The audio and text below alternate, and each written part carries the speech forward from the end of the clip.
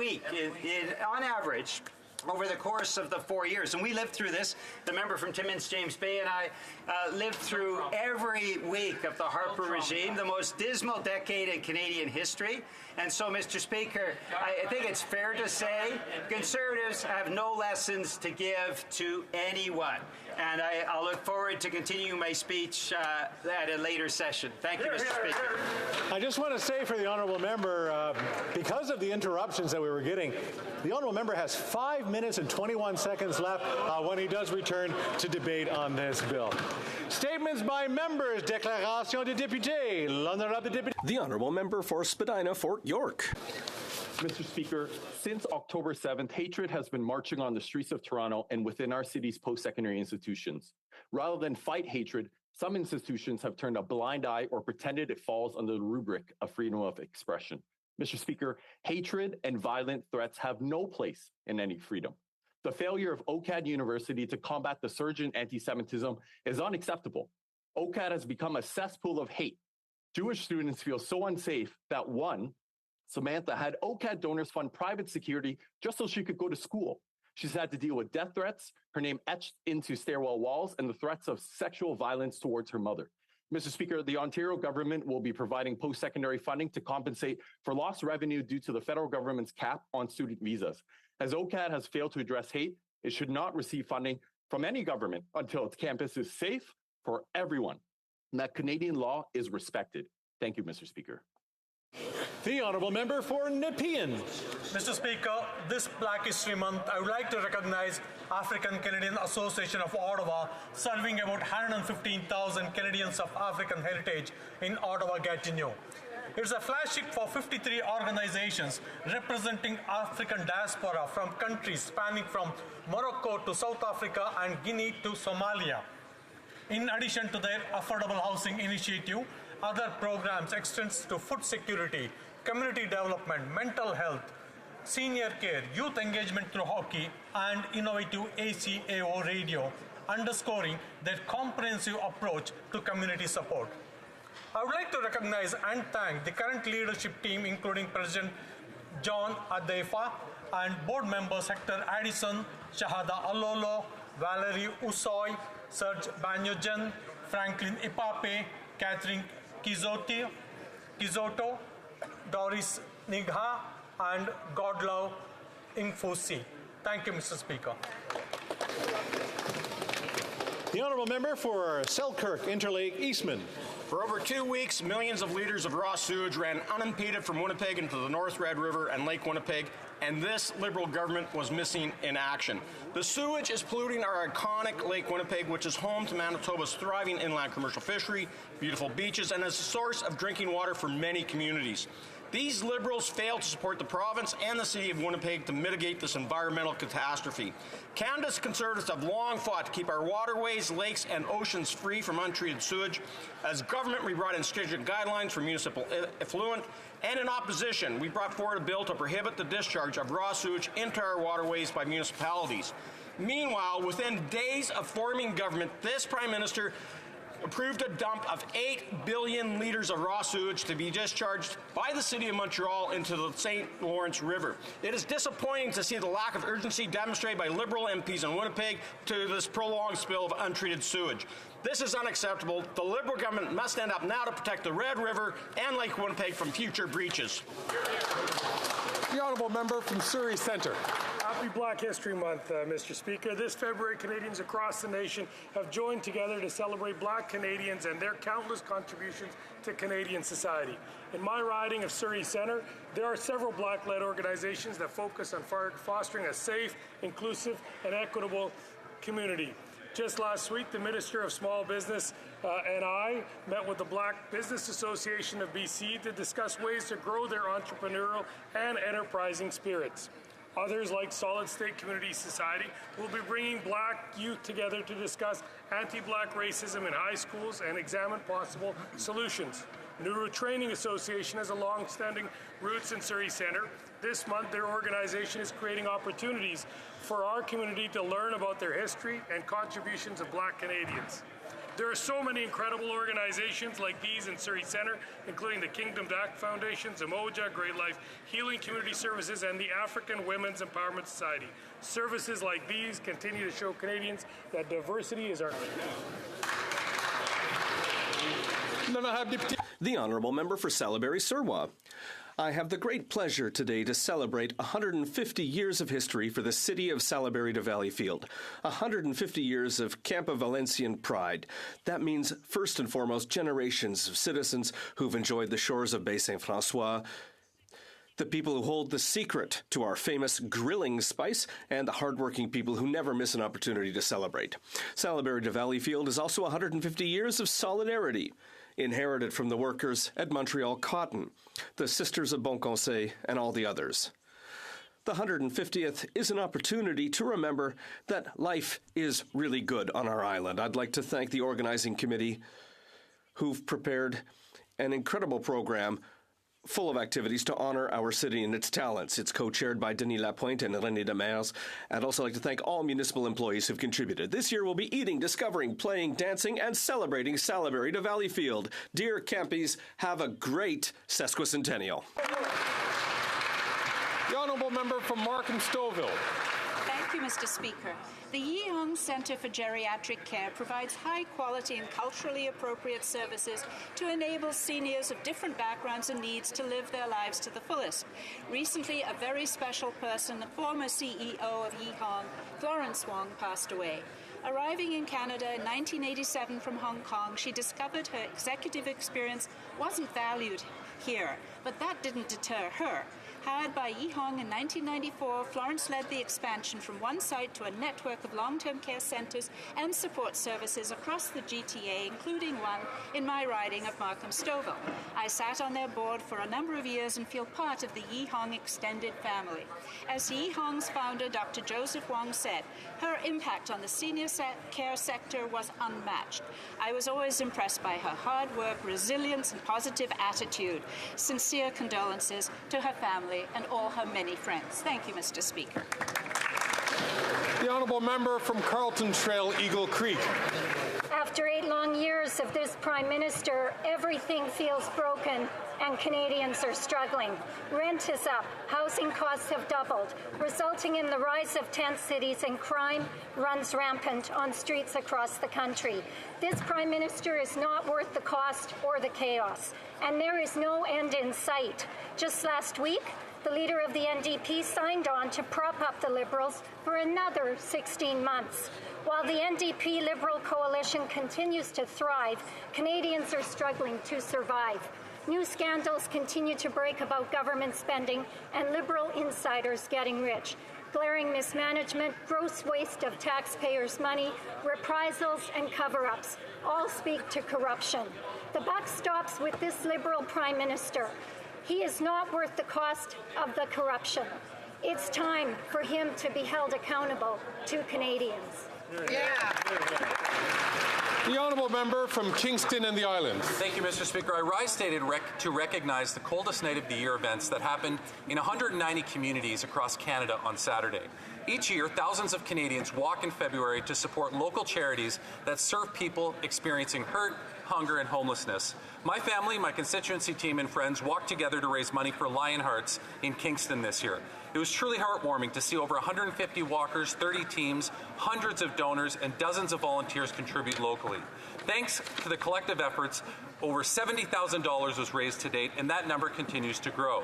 A huge shout out to the team at Lion Hearts for their outstanding work in what they do, in partnership with other organizations to support the most vulnerable in our community. And congratulations to all participants for stepping outside of the warmth and comfort of their homes to help charities that serve our communities with compassion every single day. Thank you. The Honourable Member for Bellechasse-les-Etchemins-Lévis.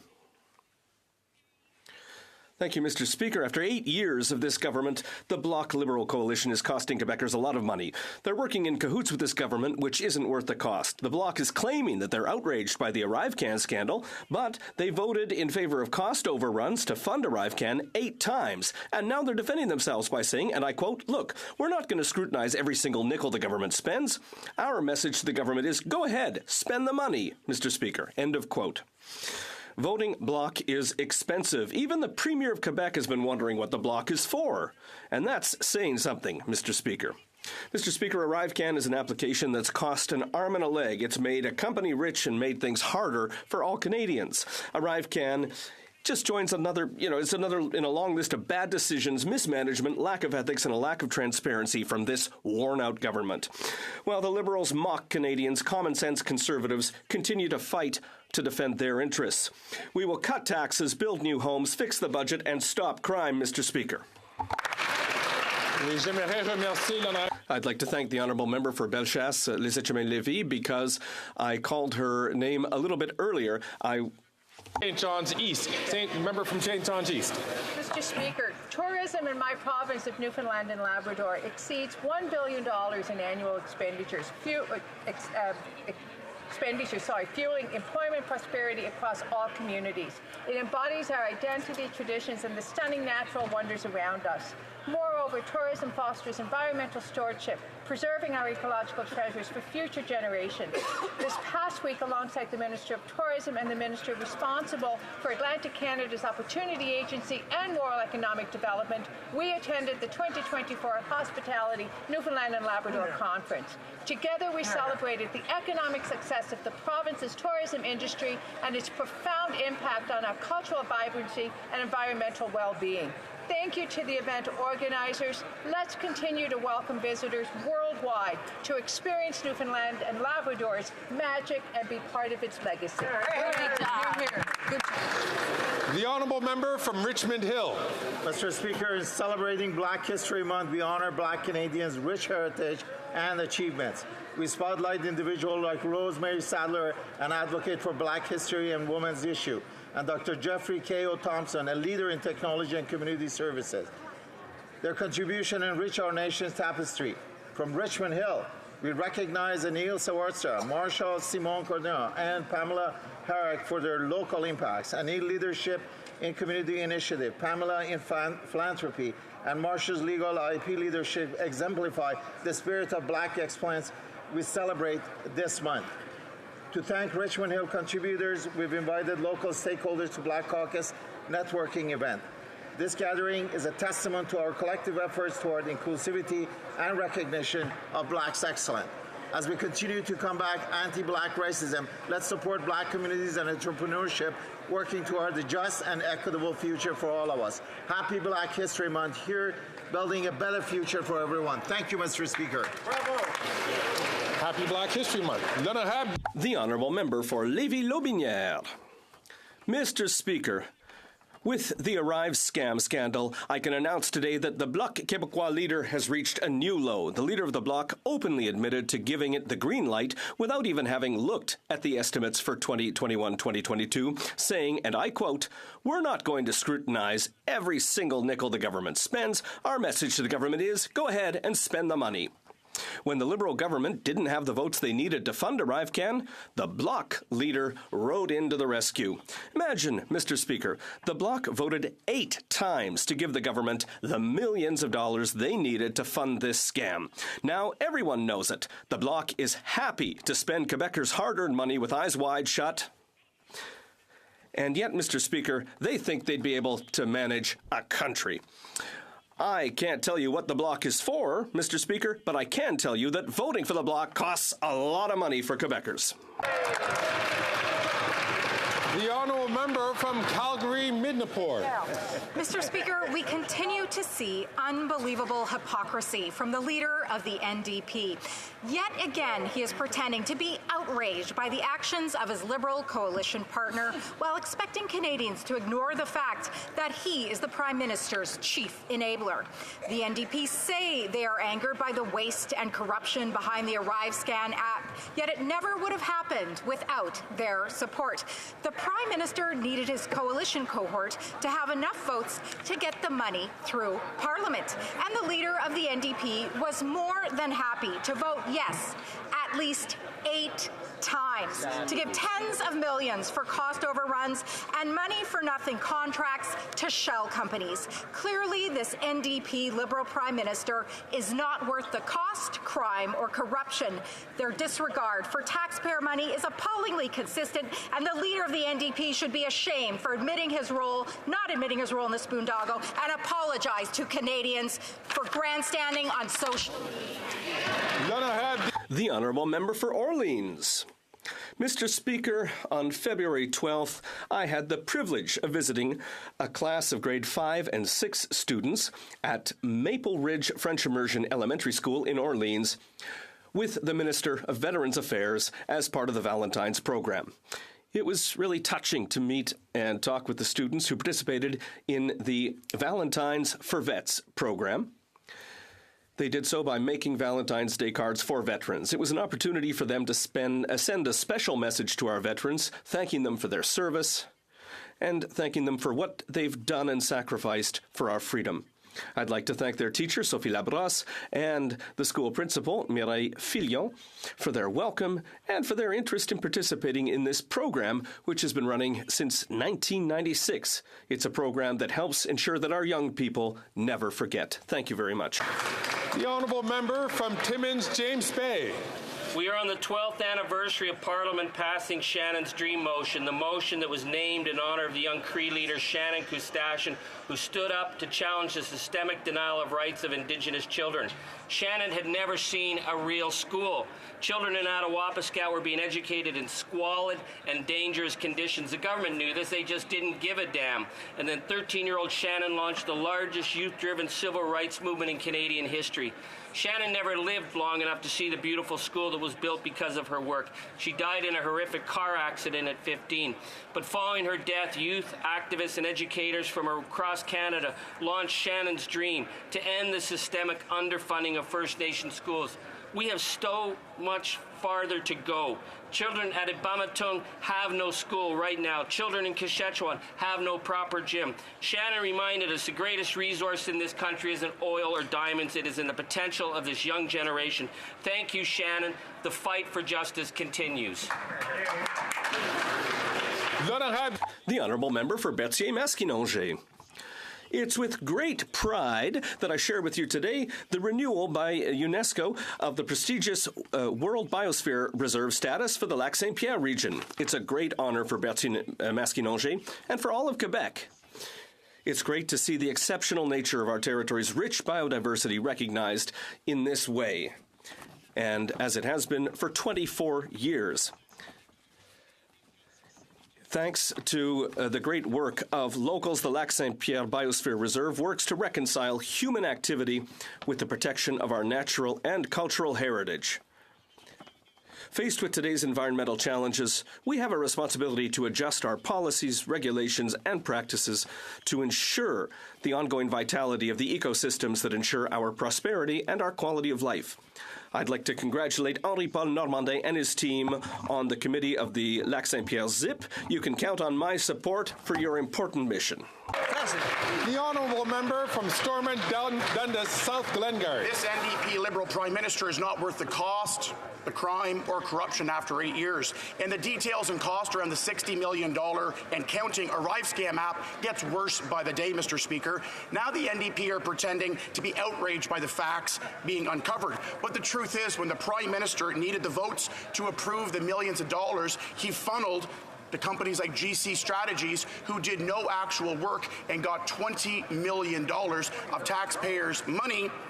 It was his costly coalition partners in the NDP and the Bloc that voted to prop up and allow this spending to take place, further enabling all this corruption and incompetence. The records show the NDP voted at least 8 times with the Liberals to allow the Arrive scam spending to continue. All these money-for-nothing contracts, it gets worse the more we know. The truth is the NDP refused to block this spending, and they're complicit in it. After 8 years as Prime Minister and his NDP buddies aren't worth the cost or the corruption. The Honourable Member for Vimy. Mr. Speaker, 2 years ago, Russia massively expanded its illegal and unprovoked attack against Ukraine. 2 years later, we are commemorating those who have died defending their homeland. Courageous and audacious Ukrainians who are fighting for their identity, their democracy, their history, their language. We'll always stand with Ukraine. Besides taking in 200,000 refugees, we have provided $13 billion of military and humanitarian aid. Let's not repeat the mistakes we made before World War II. Ukrainians are fighting and dying against tyranny for all of us. To quote Churchill about the goal, it is victory. Victory at all costs. Victory in spite of all terror. Victory, however long and hard the road may be, for without victory there is no survival. We and our allies will continue to provide aid until that victory is achieved. Slava Ukraini. Oral questions. Questions on the honourable member from Regina Capel. While the Conservatives, the common sense Conservatives will abolish tax, build homes, fix the budget, and stop crime, this Liberal Prime Minister, with the support of the Bloc, is not worth the cost or the crime or the corruption after 8 years. The Bloc voted 8 times to give millions to the Liberals for its ArriveCan overruns. The Bloc leader knew that Arrive scam would cost $80,000, but it still voted at least millions more for Arrive scam. What is the Bloc for? The Honourable Minister of Public Services. Thank you very much, Mr. Speaker. Like we have done several times, this question has already received several answers, but we would like to thank the Auditor General once again for important support and her recommendations with respect to the Arrive Can app. The good news is most of these recommendations have already been implemented. We're going to continue to do this as long as possible. The Honourable Member for Regina Capel. The cost of ArriveCan did not skyrocket all at once. The government needed votes to finance this corrupted app. And the Bloc leader came to his rescue to give him his vote, not just twice, 8 times. The Bloc continued to vote millions extra for ArriveCan, and it cost a lot to vote Bloc. Like the Bloc leader said, we're not going to look at everything the government has spent in detail. What is the point of voting Bloc? I see that the Minister of Public Services and Procurement has risen to answer the question, but I'd like to remind all members that questions must be relevant to the government or to the chair of a committee, the Honourable Minister of Public Services and Procurement. Thank you very much, Mr. Speaker. And I do feel rather unable to answer the question appropriately because they are for the Bloc. And I hope that colleague and the leader of the Conservative Party know who they can ask these questions to. Nevertheless, my response is that the government during the pandemic worked to protect the health and safety of Canadians in a very urgent and extreme situation, something we haven't seen in ages. And even in the event of a crisis, all the rules do have to be respected. The Honourable Member for Regina Capel. Common sense Conservatives will axe the tax, fix the budget, build the homes, and stop the crime. This NDP Liberal Prime Minister is proving that he's not worth the cost, the crime, or the corruption. Now, the NDP are pretending to be outraged by the Arrive scam scandal, but the Liberals didn't have enough votes to get the funding through Parliament, so the NDP came to the rescue and 8 times voted to keep funding no-show jobs and IT work that was never done. Common sense Conservatives voted no. Had the NDP and Bloc done the same, Arrive scam would never have happened. So does the NDP Liberal coalition deal require the NDP to fund Liberal corruption? The Honourable Member for Public Works. Thank you, Mr. Speaker. This question has already received multiple answers. The fact that it's coming from the former Speaker of the House, Mr. Speaker, is obviously a bit strange. He would know that if he needs to ask questions to the NDP, I am not, and we are not on this side, the good people, the right people to answer those questions. I would invite our colleague to ask the questions to the right people. The honourable member from Regina Capel. Well, it's his government's deal with the NDP, Mr. Speaker. And while common sense Conservatives will axe the tax, fix the budget, build the homes, and stop the crime, the NDP Liberal Prime Minister is proving that he's not worth the cost or the corruption. The Prime Minister managed to find $60 million for his Arrive scam app, but now he's going to reach into the pockets of Canadians yet again and hike the carbon tax on April 1st. Canadians are struggling with out-of-control costs, and millions of Canadians are visiting the food bank for the first time. So will the Prime Minister just show some compassion and cancel his plan to hike the carbon tax? The Honourable President of the Treasury Board. Mr. Speaker, unlike the Conservatives who deny that climate change exists and want to take money away from the Conservatives, we have a question for you, for the Conservatives. In particular, what are they going to cut?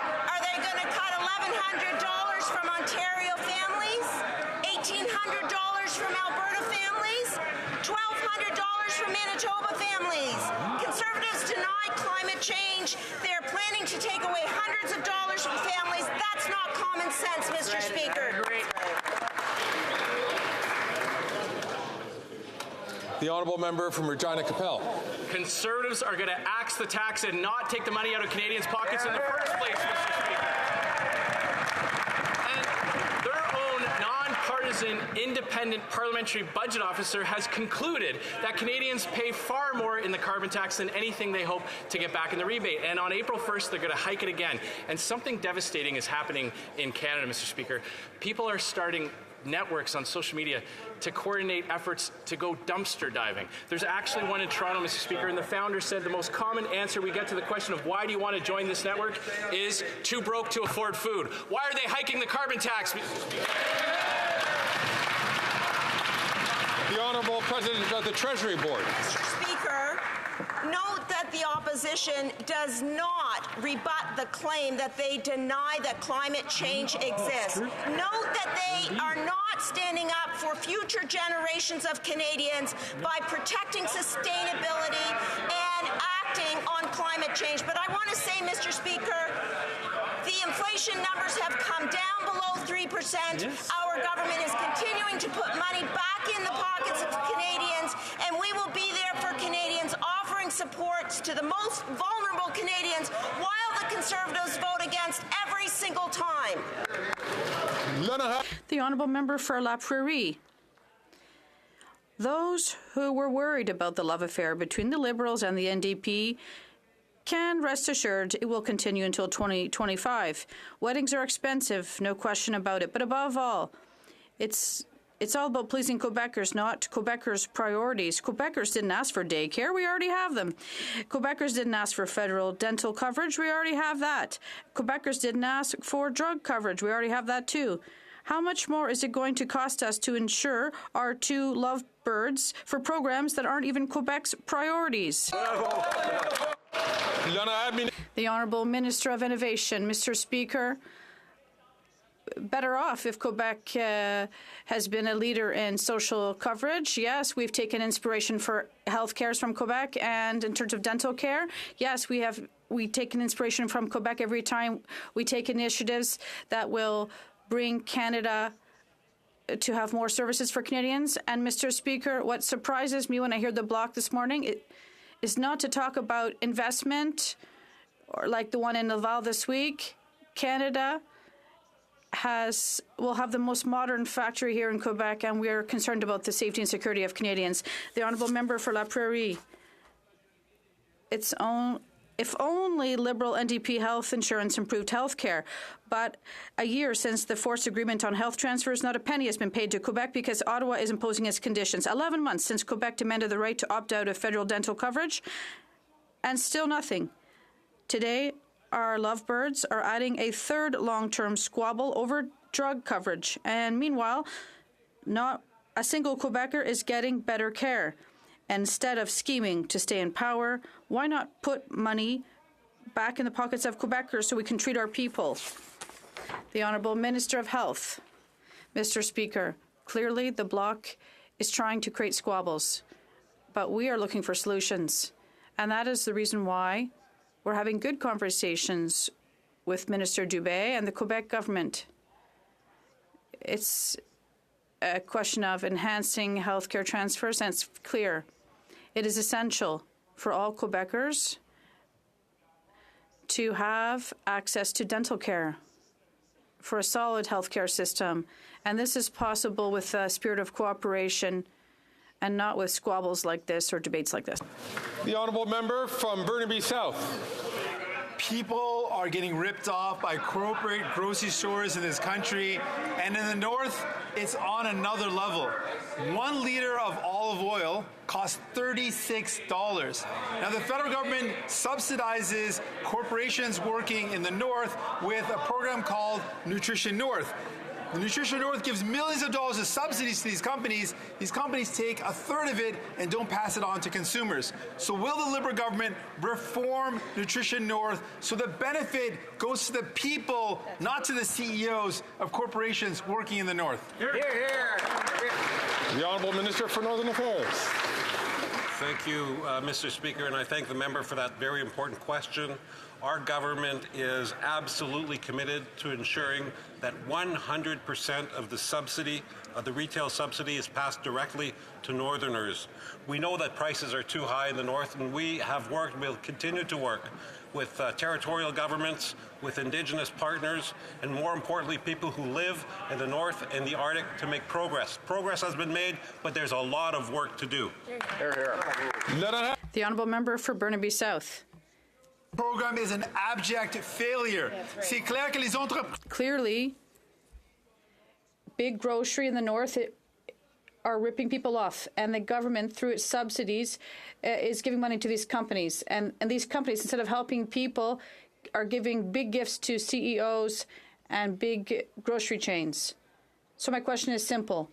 When will the Liberal government solve this program, fix it, so it's helpful for people and not CEOs? The Honourable Minister. Thank you. I'd like to thank the member for his question.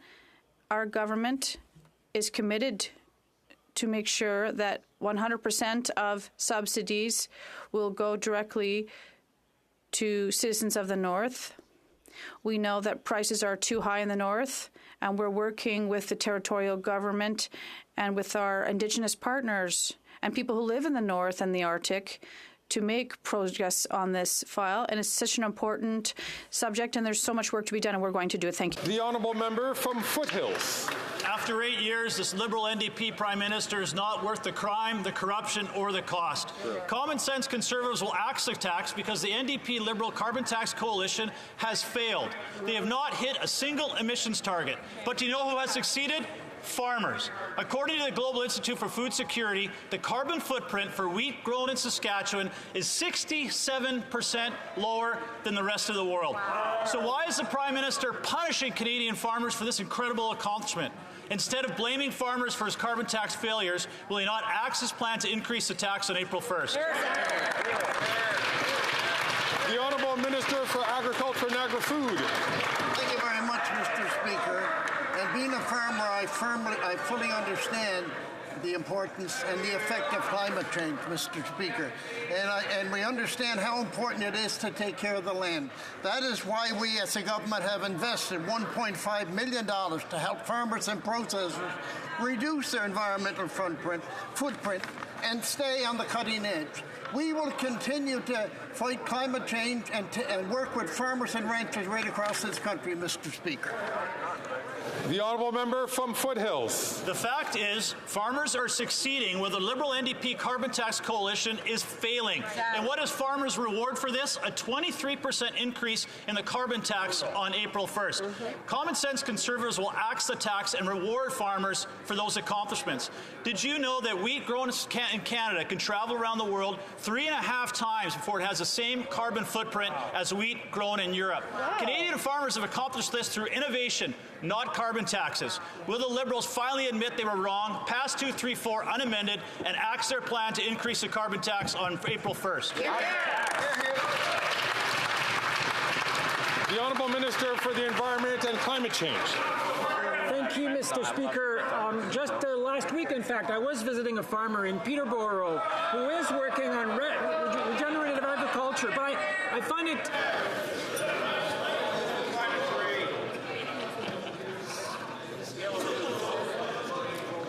Colleagues, order. The chair is having great difficulty hearing the response from the minister due to other folks taking the floor. I'm also hearing the member who had asked the question having difficulty even hearing in his earpiece. So I'm going to ask all members, please, to keep it down. The honourable minister from the top.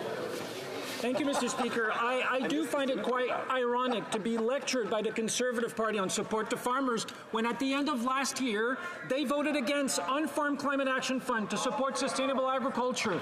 They voted against Dairy Innovation and Investment Fund for farmers, Mr. Speaker.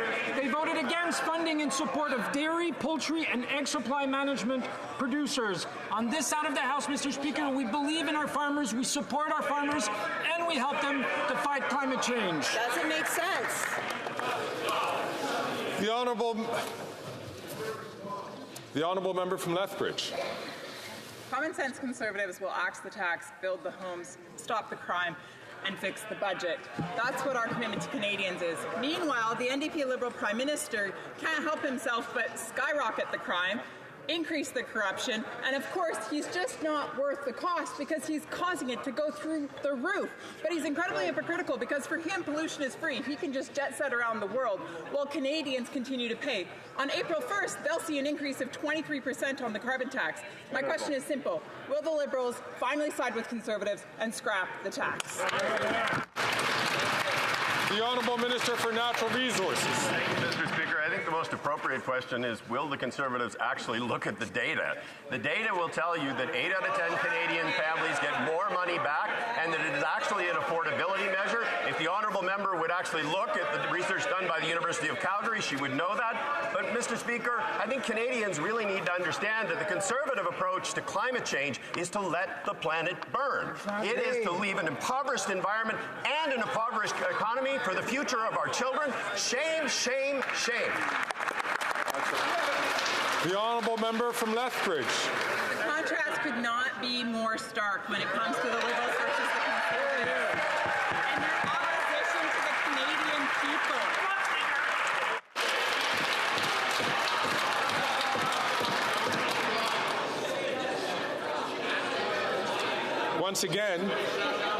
Once again, colleagues, the chair could not hear the question being asked by the honourable member, and that honourable member is actually close to the chair. The honourable member from Lethbridge, from the top. It's shameful that my colleagues across the way would clap for a 23% increase in the carbon tax when Canadians are lining up at the food bank. Insurmountable numbers. Millions of Canadians cannot afford to put food on their tables, and these folks over here stand and clap. That is shameful. When will they grow? Go on. Whoa. You must You can call them to account. Mr. Speaker. You can call them to account. You can call them to account.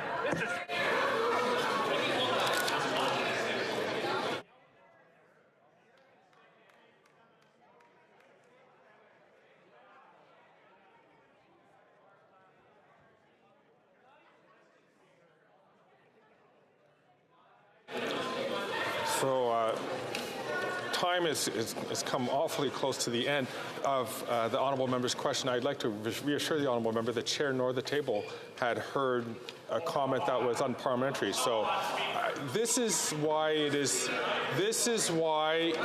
very important to all members.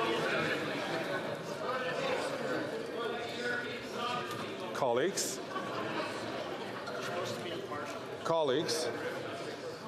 it is very important for members to not comment while a member has the floor. The recognized member has the floor. I'm going to ask the honourable member, please, to restrain himself while I try to give an explanation to all members. As I was saying to colleagues, is that it's so important for us to keep our voices down and to restrain ourselves while... I'm going to ask the honourable member once again to please, and ask him, please follow the good example of his whip and restrain himself while this chair is talking. It is so important for colleagues to be quiet so that the chair can hear the question, and if on occasion that members say something that is untoward or unparliamentary, that the chair or the table can hear that comment to making sure that things happen within an appropriate parliamentary tone. The honourable member from New Brunswick Southwest. You didn't get an answer. I'm terribly sorry. The honourable minister to resign.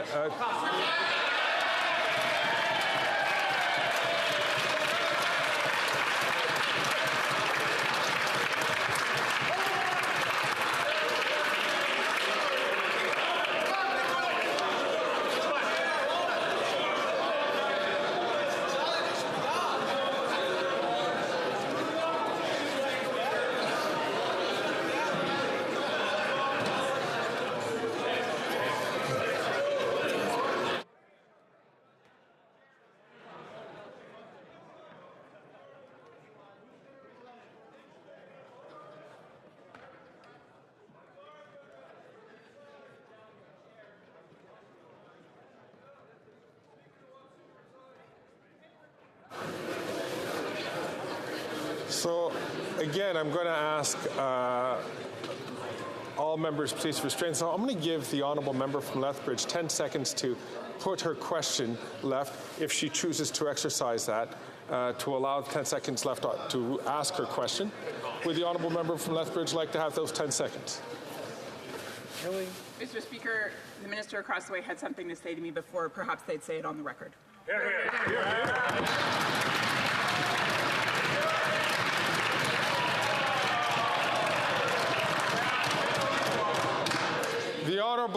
The Honourable President of the Treasury Board.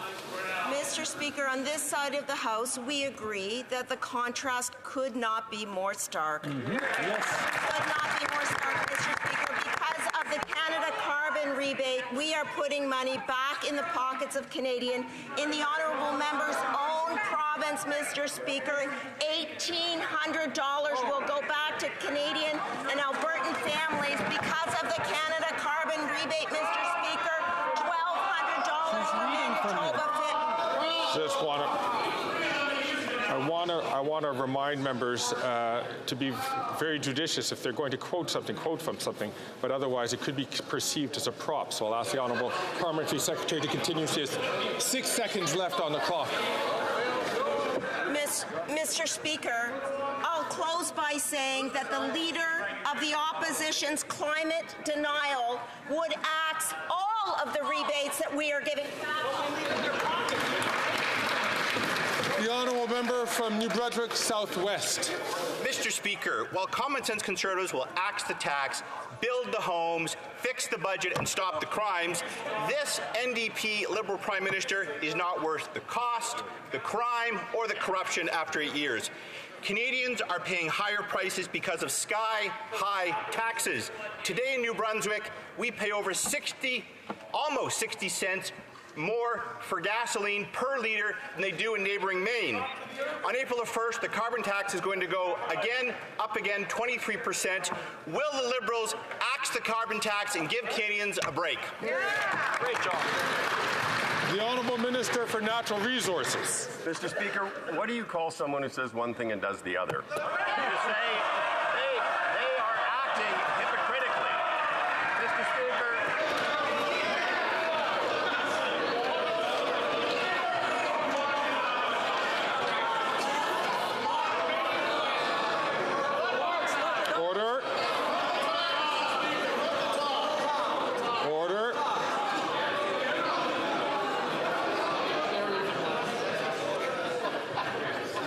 The Honourable Minister. Mr. Speaker, you would say that they are acting hypocritically. The Conservative Party says they have principles. If you don't like, they have other principles. In their 2021 platform, on which every one of those members of Parliament was elected, the platform said, quote, "We recognize that the most efficient way to reduce our emissions is to use pricing mechanisms." The Conservative position is not only devoid of facts, Mr. Speaker, but their position is the height of hypocrisy. How can Canadians believe anything these folks say?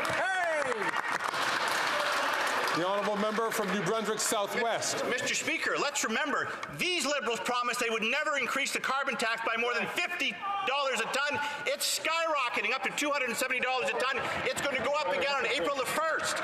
And voters in my district see that every day they cross the line to buy gas in Maine, 50 cents less a litre cheaper. On top of that, they're now collecting the HST and the GST on gasoline and energy prices, another $5 billion. When are these Liberals going to stop punishing Canadians and give Canadians a break? The Honourable Government House Leader. My colleague, the Minister of Natural Resources and Energy, just asked this member a question.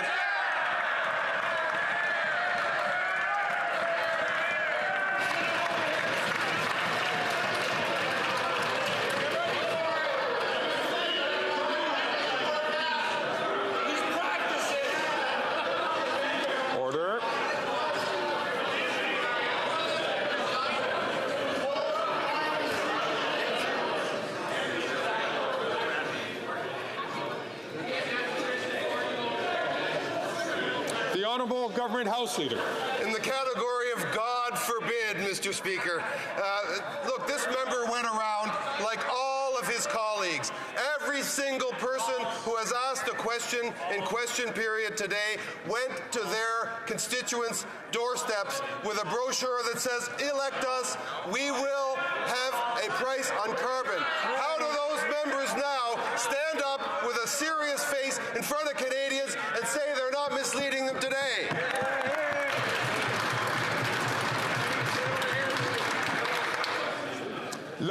The Honourable Member for Lac-Saint-Jean. Mr. Speaker, this government already owed Quebec $470 million for services rendered to asylum seekers. The debt has now climbed to $1 billion. And these aren't projections, these are bills. Spending incurred to guaranteed asylum seekers rapid access to social assistance, temporary housing, health care, and schools. Ottawa's refusal to pay money it owes Quebec sabotages our ability to not only integrate these asylum seekers, but also to serve the entire population. When will this government reimburse Quebecers? The Honourable Minister of Immigration and Refugees. Thank you very much, Mr. Speaker. Like the member knows very well, since 2015, we have paid $5.2 billion to Quebec as part of the arrangement we have with the Quebec government. We're ready to do more. We're ready to help Quebec, to sit down with them. Ideally, we'll do this publicly, but we know we have a good relationship with Quebec, and we are working with public servants to know what our responsibility is and what is that of Quebec. The Honourable Member for Lac-Saint-Jean. A very nice relationship, Mr. Speaker. For months, the minister says he's been at the negotiating table with Quebec, but there isn't one. And the Quebec minister confirmed it on Thursday. The federal government has been wasting our time for 2 years. Fortunately, we know that the premiers are scheduled to meet in coming weeks. The Quebec budget, as a reminder, is due on March 12th, and we're asking for $1 billion here we're talking about. So is the federal government going to announce today that it's reimbursing Quebecers? The Honourable Minister of Immigration. Mr. Speaker, you know who's not at the negotiating table, who will never be? The Bloc. It's strange to hear such a statement from the Bloc. We are sitting down with Quebec public servants this Monday, and we are talking. We're in discussions and negotiations. It's important to work on both sides, to know who does what. We're going to sit down with Quebec. We have a nice relationship, and we're going to continue that.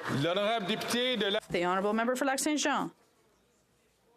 It's not because you're 6'3" that you're up to the task. The federal government must also share the reception of asylum seekers amongst the provinces. Everyone has to do their share. Last year, the federal government finally started to do this, and yet last time we asked them to start again, the minister accused us of wanting to deport people, which would be a crime against humanity. Were the Liberals guilty of a crime against humanity when they did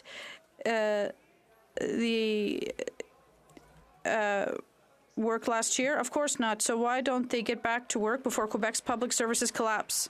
Before the minister answers, I'd like to remind all members to be careful to make sure that There is no targeted comments to a person. The Honourable Minister of Immigration, that's very kind of the member to say that I'm 6'3", I'm barely 6'1", but the question that Bloc has asked is clear, that they are seeking once again to squabble with the federal government, and they're looking to squabble with the government of Quebec, and they found one. So it's easy to conclude that the Bloc is not looking for relevant answers or reasonable solutions. They're just looking to fight with people. The Honourable Member for Mégantic-L'Érable. Mr. Speaker, the Conservatives, the common sense Conservatives will axe the tax, build the homes, fix the budget, and stop crime. But this Prime Minister, after 8 years, is not worth the cost or the crime or corruption. And the Bloc leader has shown his true colors. Not only does he want to keep this Prime Minister in power for some time, he voted 8 times to spend more money on the corrupt Arrive Scam app. The app, as he knows, was supposed to cost $80,000, and he and the Bloc voted $24 million in additional spending. Does the Prime Minister recognize that he and the Bloc are just not worth the cost? The Honourable Minister of Public Services. Thank you very much, Mr. Speaker. I appreciate the question, which has already received several answers in the past. If my Conservative colleagues perhaps are wondering, they could ask, how come Canada has seen the highest vaccination levels of all comparable countries? How come we are amongst the strongest of the G7 countries? How come Canada has more than 1 million new jobs over the COVID period? And how come we have been able to reduce poverty by 40% because of the CCB? The Honourable Member for Mégantic-L'Érable. Can the Minister tell me, with this Prime Minister, with the support of the Bloc, has indebted this country more than any other Prime Minister have done combined? The Bloc leader chose to vote for $24 million in spending for the PM's Arrive Scam app. I'm not the one who said this. The Bloc leader himself has said this. He said they're not going to go over with a fine-tooth comb everything the government has spent. They said, take the money, we believe you. It costs very expensive, a lot to vote for the Bloc. Does the PM recognize that he and the Bloc cost Quebecers way too much and that they're not worth the cost or the corruption, Mr. Speaker? The Honourable Minister of Innovation. Mr. Speaker, thank you. When the Quebecers and Canadians watch TV, they can see the attitude of the Conservatives. They're denying the investment that has been done by our government, and we are envied by many countries worldwide. Just last week, I was at the opening of the first Moderna factory, and it's going to make 100 million vaccines to ensure the health and safety of Canadians for future generations to come. Abroad, we're going to continue to work in invest in our country. Thank you. The Honourable Member for Louis Saint Laurent. Mr. Speaker, unfortunately, we knew that the Bloc wants to radically increase the carbon tax, and now we learn that the Bloc doesn't want to do its job. They voted 8 times to increase the Arrive Can budget, and then they said, we're not going to scrutinize everything the government spends. Not only do they want to radically raise taxes, they don't want to do their job. And last week, the Premier of Quebec asked, what's the Bloc for? Let's let the Liberal government answer this question. What is the Bloc for?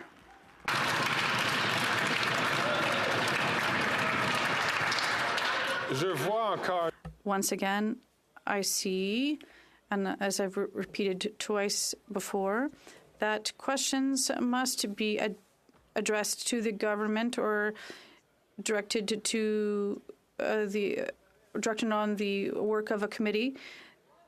The Speaker's having a hard time identifying which member to answer the question, but I see that the Minister of Public Services and Procurement is rising to answer the question. But I'd like all members, when they ask questions, make sure that they are pertinent to the work of the government. The Honourable Minister. Thank you very much, Mr. Speaker. We understand the conclusion that we're facing because my colleague is very experienced and seems to be having a hard time identifying who is the right person to answer the right question. But I do have a question for my colleague from Quebec. We know that having a policy of hatred or angst is not a good one. When will he go to the town hall next week and explain to Quebec why the Conservative leader said that they were incompetent and insulted everyone. The honourable member from Port Moody, Coquitlam. Everyone deserves fair pay and to be treated with respect by their employer.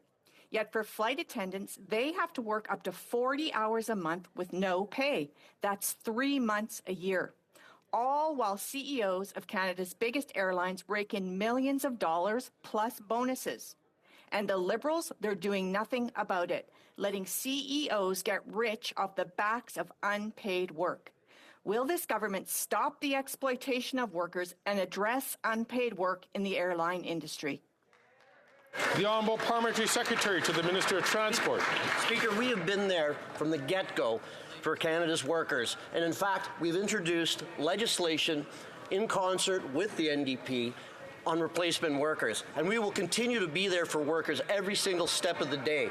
We have continued to change the legislation to make sure that there's a level playing field, and we will continue to address issues that the member has just brought up, as well as a whole slew of other issues. Thank you very much. The honourable member from Courtenay, Alberni.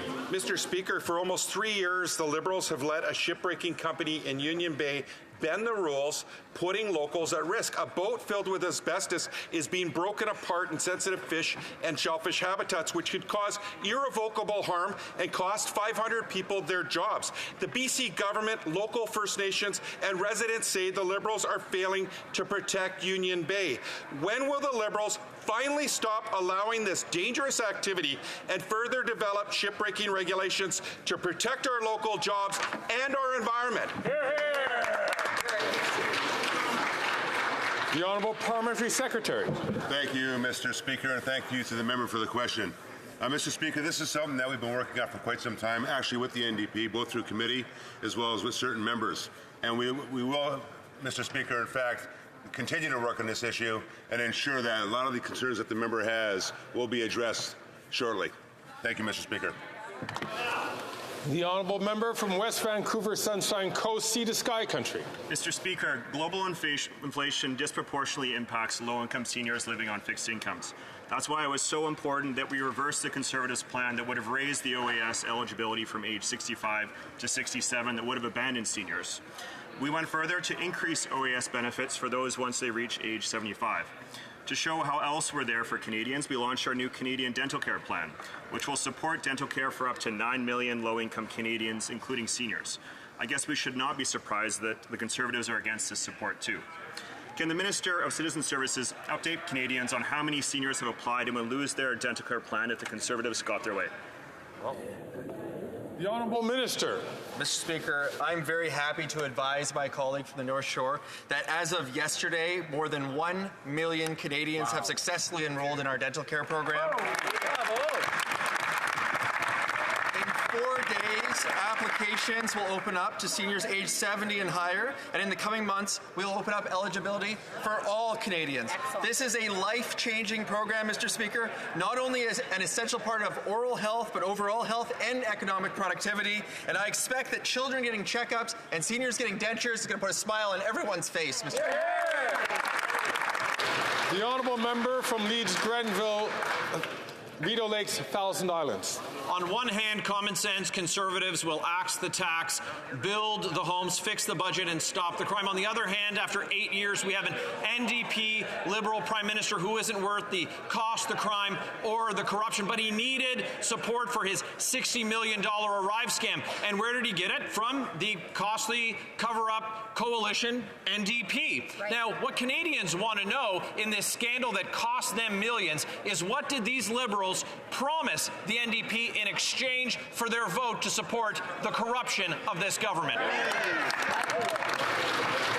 The Honourable Parliamentary Secretary to the Minister for Public Safety. Mr. Speaker, when it comes to the issue of allegations of misconduct in the procurement process, we take that very seriously. On the other hand, you see the Conservatives contorting themselves to come up with catchy slogans. While they do so, we're actually doing the work to get to the bottom of what happened here because, Mr. Speaker, anyone who acted inappropriately, there will be consequences, and we have already committed the President of the CBSA has already implemented changes, but the Conservatives can stick to their slogans. The honourable member from Leeds, Grenville, Thousand Islands and Rideau Lakes. Well, it won't fit on a bumper sticker, but that member and everyone over there voted against the common sense Conservative motion calling for the Auditor General to investigate their corruption. And corruption is exactly what they found, and that's what they get on that side of the House. On this side of the House, they have common sense Conservatives who will axe the tax and build the homes and fix the budget and stop the crime. So why did the NDP support these Liberals with the $60 million Arrive scam that saw Liberal insiders working in their basement getting paid millions while Canadians line up at their food banks? What did the Liberals promise the NDP? The Honourable Parliamentary Secretary to the Minister of Public Safety. Mr. Speaker, on the contrary, we support the work being done by the Auditor General, including the Information Commissioner. We want to get to the bottom of what happened here. Mr. Speaker, the CBSA president has been very forthright in sharing information with the committee. The minister has spoken with her as well, ensuring that information is being shared because we welcome this work. And as I have said many times in this House, Mr. Speaker, any misconduct in the procurement process will come with consequences. The honourable member from Brantford Grant. Mr. Speaker, while common sense Conservatives will axe the tax, build the homes, fix the budget, and stop the crime, the NDP Liberal Prime Minister is not worth the cost, crime, or corruption after 8 years.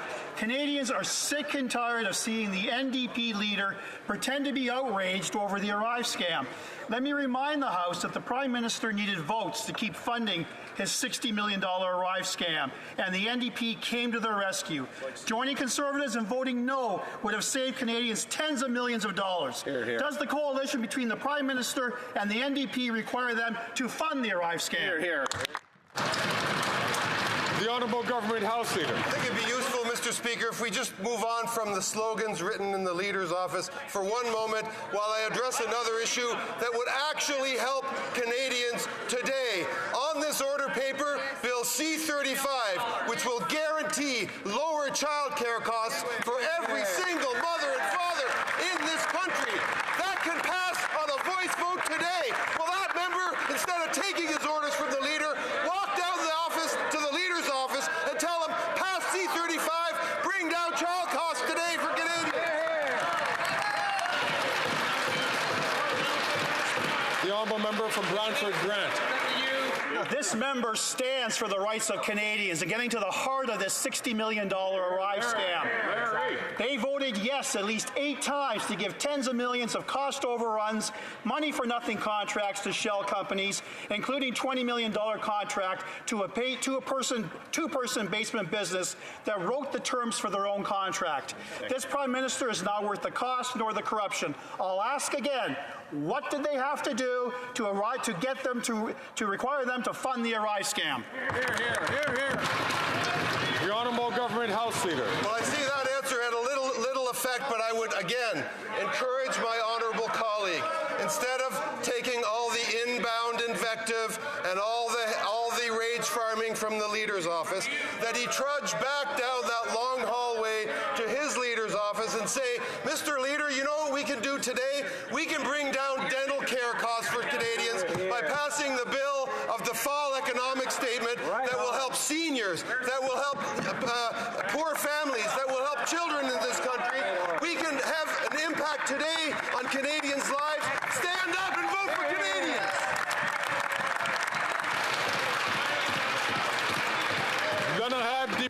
The Honourable Member for Beauport-Limoilou. Let's go back to Arrive Can. The government set up an $80,000 application to simplify traveller declarations. Nothing to alarm the Prime Minister or the Cabinet. It was just a small, unimportant expense that's glossed over when summarising the department's actions. And then it went from 80,000 to 10 million to 30 million to 59 million. It seems to me that when I believe it should have been mentioned to the Prime Minister. When exactly were the Prime Minister and the Cabinet notified of these unacceptable cost overruns? The Honourable Minister for Public Services and Procurement. Thank you, Mr. Speaker. My colleague asked a very good question. She no doubt remembers that there was a pandemic over the past few years, the worst pandemic since 1919, with the worst economic crash since 1930. She knows that public servants had two directives, the first of which was to act rapidly and efficiently to save hundreds of thousands of lives and millions of jobs, and the second was to act in a good way by following rules, which was unfortunately not done. The Auditor General noted this. Luckily, her recommendations have, for the most part, already been implemented. The Honourable Member for Beauport-Limoilou. The Liberals seem to want to pass the buck to civil servants, but it is unthinkable that a cost overrun of this magnitude was not reported. It is unthinkable that no one warned the government that it might be in trouble. The Prime Minister and the Cabinet were certainly alerted, and yet they continued to spend Quebecers' money as if it was Black Friday. Did any reasonable person in this government say to themselves, well, that's enough, or did they hope that no one would notice? The Honourable Minister for Public Works and Procurement. Thank you, Mr. Speaker. I already answered that question earlier. What I'd like to add, however, is the importance and the value of the Auditor General's work. I'd like to thank her, but also encourage her to do her work. It is an essential role for our democracy in a context where Parliament and parliamentarians need that work to force governments to do the right thing and to make sure that rules are followed by all public servants federally. The Honourable Member from Sherwood Park, Fort Saskatchewan. After 8 years, Canadians know that this NDP Liberal government is not worth the cost or the corruption. Right. With NDP help, these Liberals gave at least $20 million to a two-person company during the Arrive scam scandal for no work done, and Canadians want their money back. Meanwhile, the Auditor General found a stark absence of documentation. Reports now show that tens of thousands of emails were illegally deleted. Will the Prime Minister and his NDP partners responsible for this scandal stand up and tell us when they will release the documents that are missing? I'm going to encourage all members to please not take the floor when they are not recognized by the chair, so that the chair and all members can hear the questions and the answers. The Honourable Parliamentary Secretary to the Minister of Public Safety. Mr. Speaker, while the Conservatives want to pretend that this is an issue that the government doesn't take seriously, we do. Mr. Speaker, we are very concerned about these documents, and that is precisely why we support the Information Commissioner's decision to review this matter. And Mr. Speaker, CBSA has already indicated that they will work with the Information Commissioner on providing any information they have. As I've said before, we want to get to the bottom of this, and any wrongdoing will come with consequences. The Honourable Member from Wellington, Halton Hills. Mr. Speaker, a very simple question. When will the government release the Winnipeg lab documents to this House? The Honourable Minister for Health. Thank you very much, Mr. Speaker. The short answer is imminently. It's going to happen right away. But I want to thank all parties, because it is through cooperation and working together, the mechanism that we set forth. Remember, it is the Public Health Agency of Canada that makes decisions around redactions. We set forward a collaborative process that all parties participated in. And as a result of that, this is exactly why additional information will be deposed before this House. And that additional information was exactly the intention in setting up that committee. And that means that Canadians will have additional views on the information therein. The Honourable Member from Wellington, Halton Hills. Mr. Speaker, the 4 MPs on the Winnipeg Lab Committee found that most of the information the government withheld from Parliament was withheld to shield the Prime Minister and ministers from embarrassment rather than to protect national security. These 4 MPs, including a Liberal member, recommended that the majority of the information withheld by this government be made public. Will the government finally admit that its decision to withhold documents from Parliament wasn't to protect national security, but rather to protect itself from political embarrassment? The Honourable Minister of Health. Well, Mr. Speaker, of course, the honourable member across knows very well it is the Public Health Agency of Canada, not the Government of Canada, that makes a decision with respect to redactions. And those decisions have to do with national security and also with the protection of employees. And what we said, and by the way, it was initiated by this government, is we said there were questions that parliamentarians had, wishing to see additional information. We then, working, and I would remind the Conservatives didn't want to participate in this process. They actually were against participating in the process that produced the documents. It was the NDP, then the Bloc, and then the Conservatives all participated, and that's exactly why this information is available.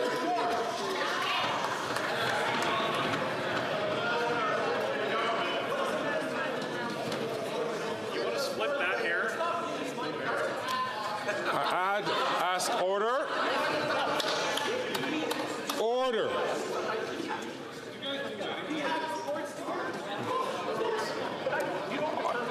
Colleagues, it is important for this conference. If I could ask the member from Ajax and the member from Sherwood Park, Fort Saskatchewan, to please take their conversation outside of this chamber, or to ask questions and to receive responses.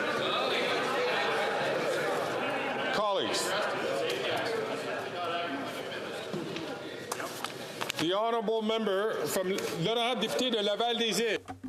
The Honourable Member for Laval-les-Îles. Mr. Speaker, during the pandemic, we entered into a historic agreement with Moderna to create life-saving vaccines in Laval. Can the Minister tell us about the progress of this facility and what it means for jobs, for growth, and for success in Canada's biomanufacturing sector?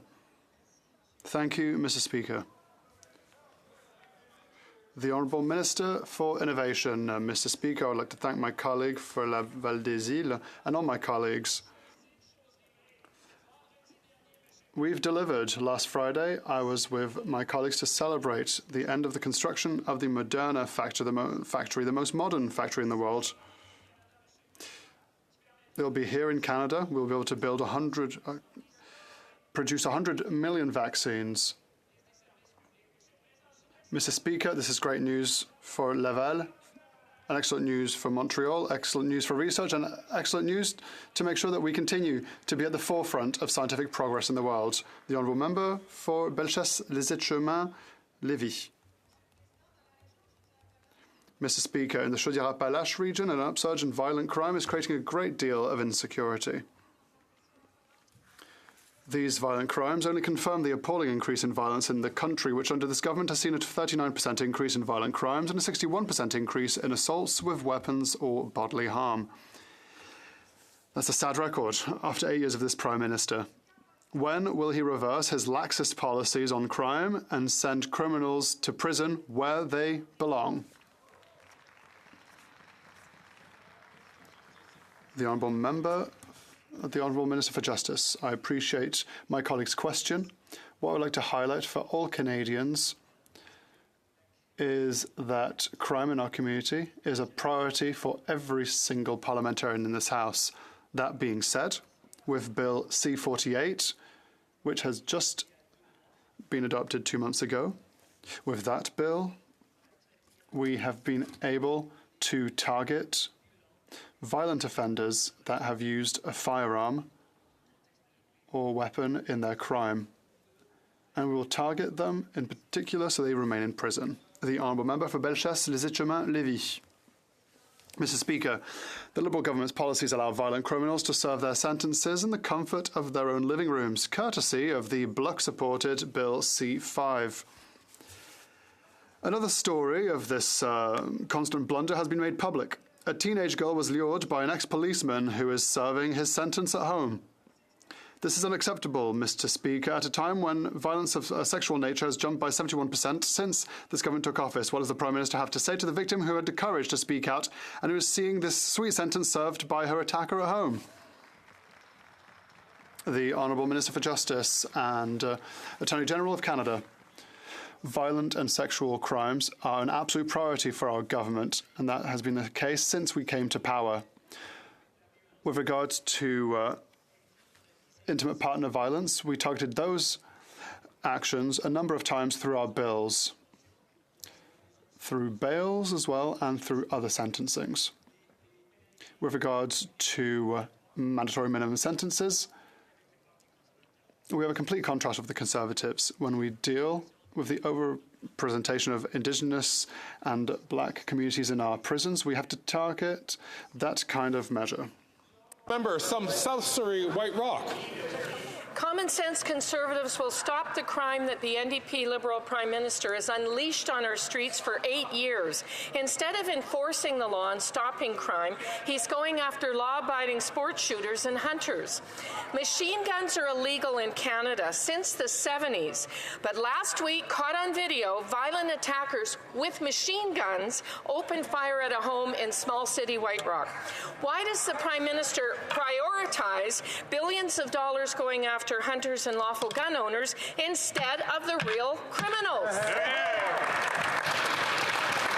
The Honourable Parliamentary Secretary to the Minister of Public Safety. Mr. Speaker, our government has been steadfast and focused when it comes to going after serious criminals, something that the Conservatives can't actually talk about.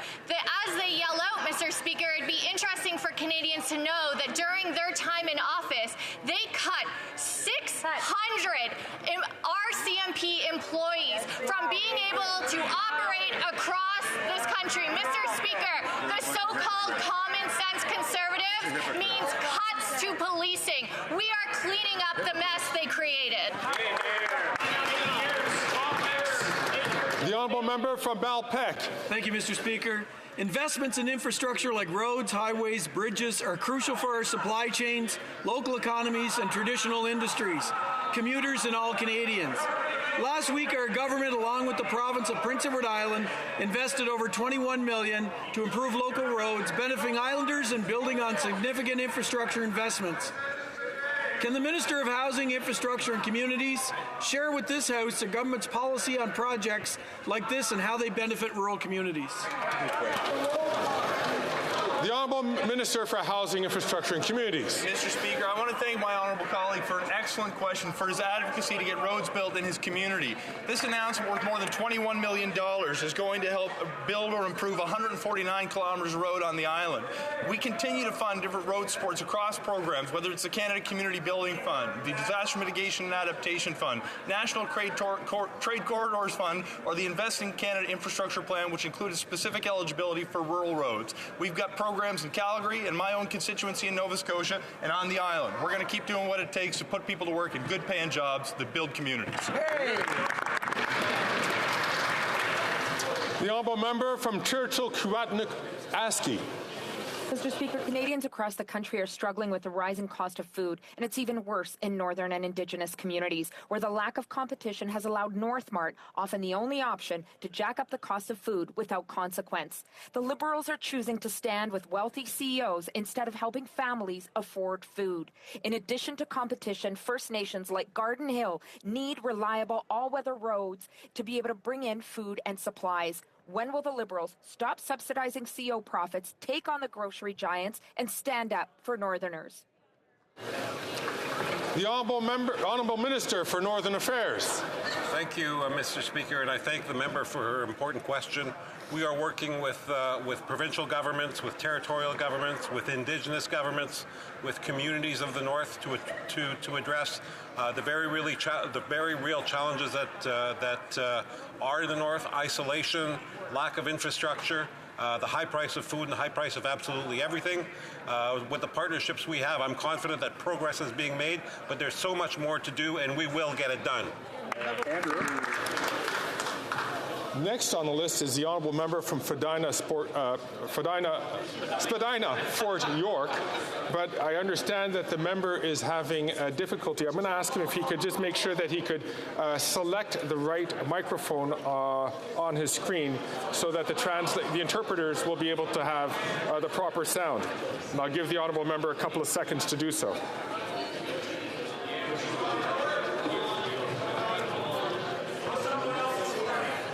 Gonna just hold on for a second.